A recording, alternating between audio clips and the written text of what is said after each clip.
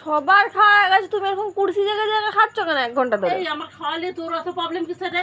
দুবার তুমি মুড়ির জল মুখে ছিটিয়ে একদম ফিকে দেবো ছাদ দিয়ে। এই মুড়িটা শেষ করবো তারপরে উঠবো।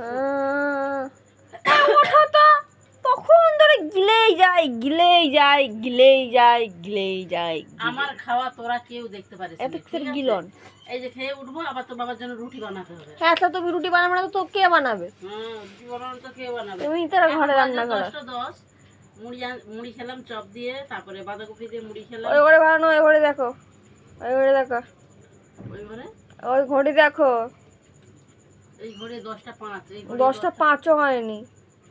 আর এই ঘরে 10:10 কেন? এই ঘড়ি দেখো কটা বাজে।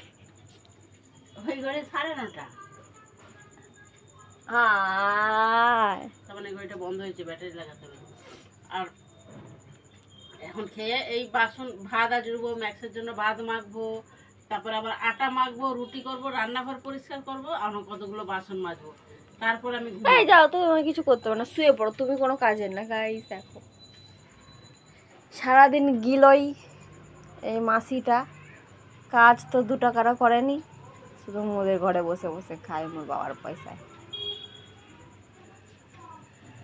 আমি সব কাজ করি, ঠিক আছে, আমি কাজের লোক। কাজের লোক কাজ করবে কি করবে তুই?